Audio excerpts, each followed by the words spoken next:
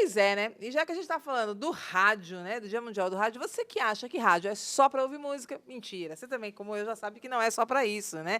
A rádio tem uma multiplicidade de vozes e que comunicam temas e temáticas. Por isso que a gente está falando com ele, que já tem uma história incrível com o rádio, mas dentro de uma temática que é o esporte, principalmente aqui por Ribeirão, desde que te conheço, Jorge, a gente vê você com o futebol, de força aí, falando bastante, trazendo as narrativas dentro dos estádios, fazendo o seu programa em torno do esporte. Conta pra gente, Jorge Vinícius, como é que é você, com essa história toda com o rádio, como é que, de repente, essa paixão enlouquecedora se tornou sua vida?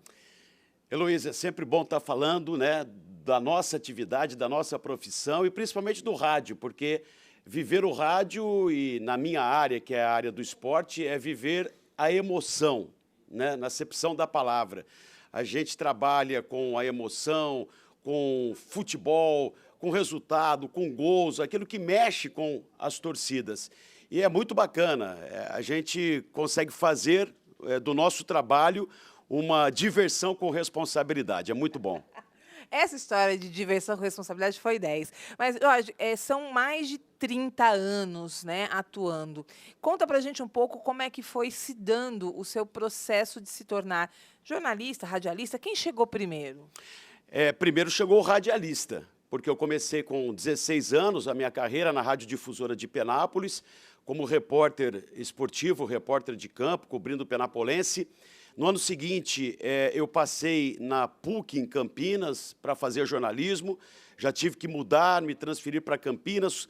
Em Campinas já arrumei um estágio na Rádio Brasil de Campinas como repórter.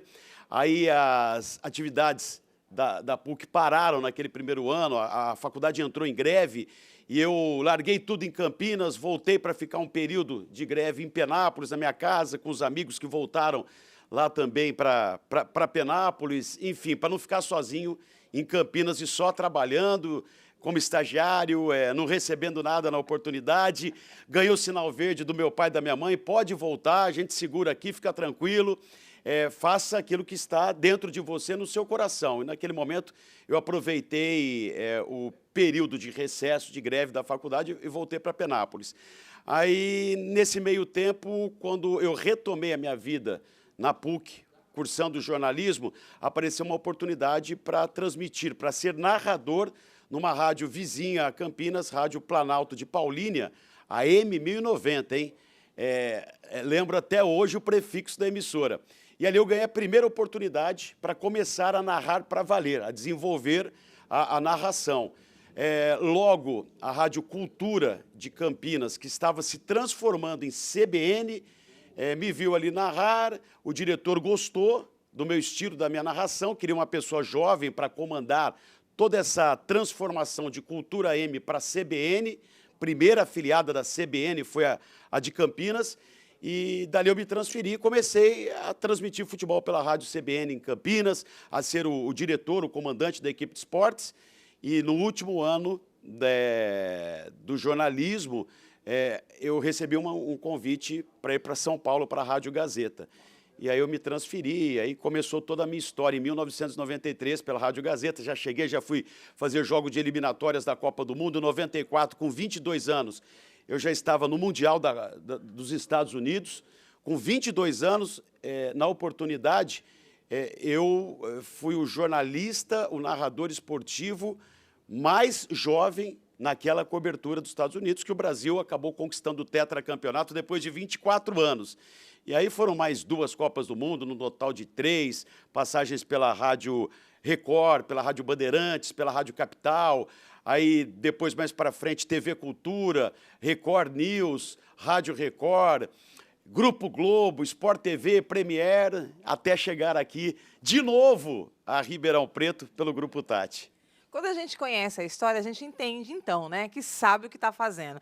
Jorge Vinícius, você sabe que eu tenho uma tese, né, que é essa história de que a gente fala assim, porque o ser humano, desde que criou aí essa questão com a comunicação, com o visual, com a imagem, na TV em especial, depois que os reality chegaram, né, eles trouxeram aí um in time. Mas eu já tenho lá a minha impressão de que o primeiro reality que a gente já vivencia é o esporte, e em especial o futebol. O reality reality que, além da gente estar ali vendo como a coisa acontece, o povo ainda faz mais de 1 hora depois só de comentário ou passa a semana inteira na programação. Conta pra mim como que rende matéria, no caso eu estou falando do futebol, mas você já sabe que de repente tem a ver até com a cultura brasileira, pode ser que seja muito forte para nós, mas como que realmente o esporte é esse em time, né? Eu estou brincando aqui, posso provocar dizendo que é um reality? Pois é, pode sim. Pode porque mexe com a paixão do torcedor, cada um tem o seu time e ele quer notícia, ele quer consumir notícia todo dia, ele quer saber quem está sendo contratado, qual é o técnico que vem para comandar o time dele, se o time está treinando, se o time vai fazer pré-temporada em Ribeirão Preto, no caso nosso aqui, ou em outro lugar, quais são os grandes reforços que o time está trazendo. Então, isso aí gera um conteúdo proporcionado pela gente que vive de comunicação esportiva para atender esse público. E a gente trabalha sempre, aí quando a gente vai para o ar, tanto no programa como na transmissão, com uma coisa chamada improviso. No futebol, você não sabe o que vai acontecer ali. É uma partida de futebol, o jogador pode tropeçar, perder uma bola, o time que entra como zebra, ele pode ganhar do time que investe mais. Agora, uma pergunta que eu não vou deixar de fazer já nesse momento aqui que a gente vai finalizando a nossa conversa, Jorge. Eu quero entender o seguinte: quando a gente escuta a narrativa de um futebol, a sensação é de que você tem que ter olho no campo e uma rapidez de raciocínio. Isso, no começo, você teve que usar técnicas, você teve... Como é que foi? Conta para mim, resume, como é que se torna um narrador? Primeiro, eu acho que é dom. É dom. Sim. É um dom de Deus. Segundo, você tem que gostar de esporte, de futebol. O futebol tem um leque muito grande na mídia, né, e continua sendo assim, em detrimento a esportes olímpicos, em termos de audiência, em termos de tudo, né, de business, negócio. E eu comecei, na verdade, ouvindo rádio, apaixonado por futebol, indo a estádio e jogando botão. Eu sou ainda da época, o pessoal hoje é de videogame, joguinho, eu sou da época do futebol de botão. Então eu fazia os meus campeonatos, eu tinha mais ou menos uns 100 times de botão. E eu fazia o meu campeonato, tinha lá o chamado estrelão, que era o campinho, eu colocava ali, fazia a tabela do campeonato e ali eu começava a transmitir esses jogos. Fazia barulho de torcida, picava papel para dar uma impressão, por exemplo, de um cenário do futebol argentino, né, de papel picado, de rolo de papel higiênico que eles jogam no campo e tal. E eu comecei a me interessar mais ainda quando desse período, por volta de 5, 6, 7 anos. E dali para frente, apaixonado pelo rádio, meu pai levantando, ouvindo rádio, meu avô da mesma maneira. Então, eu fui criado nessa atmosfera, nesse tipo de ambiente. E aí, depois, a minha profissão já estava mais ou menos pré-definida. Era eu me aperfeiçoar, era eu buscar um estudo, buscar uma universidade de um conceito e próxima a São Paulo, no caso a PUC em Campinas. Por quê? Eu passei em rádio e TV na Unesp em Bauru, e lá era de graça, eu não pagaria nada. E passei na PUC em Campinas em jornalismo, que eu achava que o curso era mais abrangente. Aí eu cheguei no meu pai e falei, se você tiver condição de me bancar aqui em Bauru, minha família toda é de Penápolis, Bauru é 150 quilômetros de Penápolis, Campinas fica bem mais longe, Campinas tem que pagar, Bauru não, é de graça. E meu pai segurou as pontas, pode ir. Por quê? Eu na época falei para ele, como argumento, eu vou fazer jornalismo, que é um curso mais abrangente, e vou estar em Campinas, que é uma cidade muito mais próxima de São Paulo, do grande centro da comunicação, não só do estado, mas do Brasil todo, São Paulo.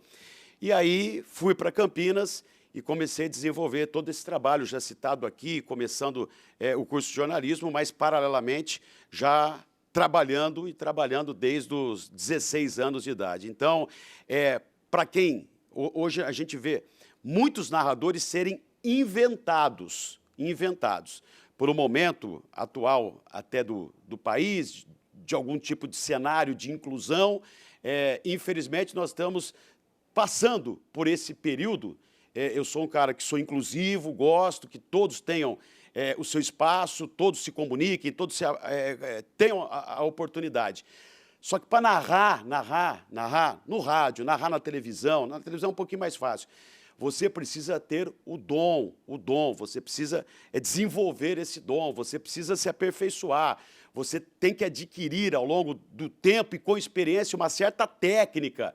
Hoje o que a gente vê aí é muita invenção de narradores, e modéstia à parte, nós já tivemos um momento muito melhor, um momento muito superior ao atual com relação aos grandes talentos, grandes marcas e grandes nomes da narração, tanto do rádio como também na televisão. Nós estamos meio carentes ainda.